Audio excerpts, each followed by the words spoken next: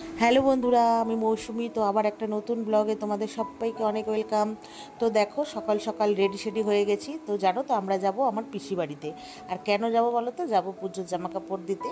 তো সেই জন্য রেডি সেডি হয়ে গেলাম। আর আজকে মেয়ের যেহেতু স্কুলটা ছুটি, এটা হচ্ছে শনিবারের ব্লগ।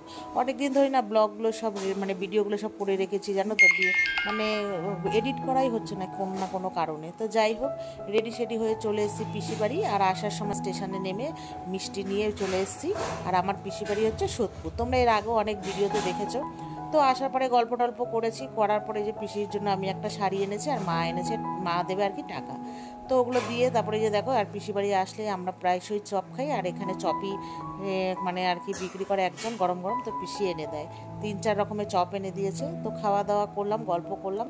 তো করে ঠোরে তারপরে বেরিয়ে গেছি। আর তাড়াতাড়ি একটু বেরিয়েছি, কারণ হচ্ছে সোদপুরে তো সিলেদার্স হয়েছে, তোমরা জানোই, 1-1.5 বছর ধরে।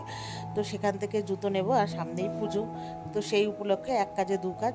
তো যাই হোক, এসে দুপুরবেলা যখন যাচ্ছি পিছুই, তখন দেখলাম ফাঁকা, এখন দেখি প্রচুর ভিড়। তো যাই হোক, জুতো পছন্দ করে নিয়ে চলে এসেছি। আর পিসি না আমাদেরকে দেখো এই জামা কাপড় দিয়েছে। জামা কাপড় বলতে নাইটি আমাদের, মানে 3জনকে, আমাকে, আমার মেয়েকে আর ছোটো পিসিকে। আর মা জেঠিকে দিয়েছে শাড়ি, আর বাবুকে দিয়েছে লুঙ্গি। পিসমশাই অসুস্থ, ওই জন্য আর পিসি আসতে পারে না, তো আমরাই যাই। তো চলো বন্ধুরা, ভিডিওটা এই বন্ধু, টাটা।